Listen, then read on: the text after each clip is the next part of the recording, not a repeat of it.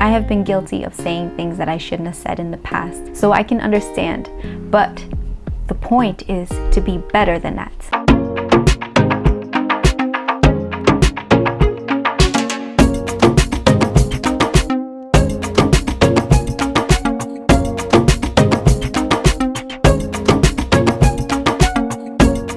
Hey guys, it's Revolution Arie. Welcome back to my channel. Thank you so much for joining me for this day's Revolution Arie seed titled Watchful with Words. So I witnessed this individual who doesn't speak highly about themselves sit there and negatively speak about somebody else. They just thought it was okay to sit there and talk about how somebody's not in shape and also about how somebody else is thinning at the hairline. This was pretty shocking to me because for me, while I was growing up, I was told not to sit there and talk about things like that. And mind you, this was just a conversation, not an argument. It was just what that individual was thinking at that moment, and it just came out. I was told not to say these things because it was inappropriate. So that's why I was so shocked. I was told to not talk about these things because it might be something that someone is troubled by. Maybe it's a physical attribute that they view as a so-called flaw and they just don't want to talk about it. I think the best question to ask is, how can we make the situation right? So for those who are calling out the so-called flaws of other individuals,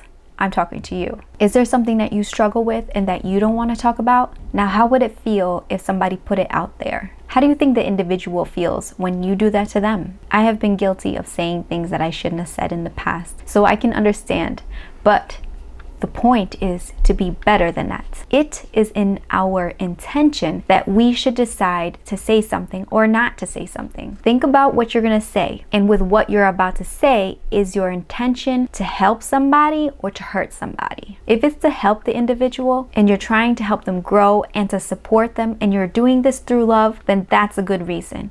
But if your intention is to hurt somebody, then you know what? It's that saying that we all heard when we were a kid. If you can't say anything nice, then don't say anything at all. For the individual that I was talking about in the beginning of this video, I took them to the side and I said, do you happen to think about how others might feel when you're saying these things? To my surprise again, they said, no, I don't. And actually, as I thought about it, I've heard this individual speak poorly about themselves. And then eventually it wasn't really a surprise to me, because if you don't say or speak highly about yourself, how are you going to say or speak highly about somebody else? Jesus says that we should love others as we love ourselves. If we don't have love for ourselves, how can we love another person? And that goes along into those individuals that have those so-called flaws and other people are pointing them out. Is your so-called flaw actually a flaw? Is it something that you don't like about yourself but you can change? And if it's something that you can change, then what is your next step that you can take in order to make it different, to make it better? Those are the things that you need to focus on. Take those steps and move forward. Now, if it is something that you can't change about yourself, then you're gonna have to learn to love it. A lot of people are always wanting something else that they don't have. I think it's a thing that a lot of us struggle with, but it's something that we're gonna have to grow to love. And if we need help with that, then we can go to the one who can change it all and that makes everything possible, to God.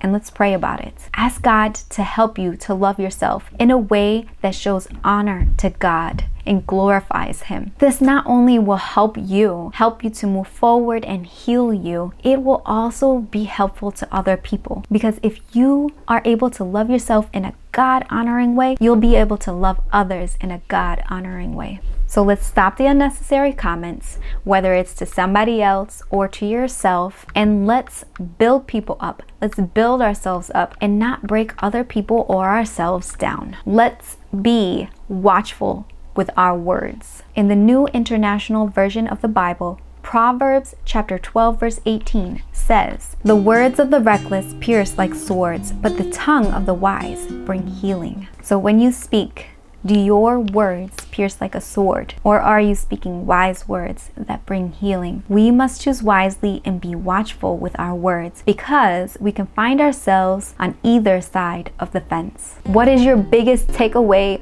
from this message today? Let me know in the comments section down below. Thank you to my loyal subscribers and those who watch my videos. I really appreciate your support. Make sure you stay tuned to next Sunday at 11 a.m. Eastern Standard Time to watch my next Revolutionary Seed. Make sure you like, comment your answer to my questions, hit that subscribe button if you haven't subscribed yet, and ring that notification bell so that you're notified when my next video comes out. Remember, every single day is a new opportunity to do better than your last. Be revolutionary.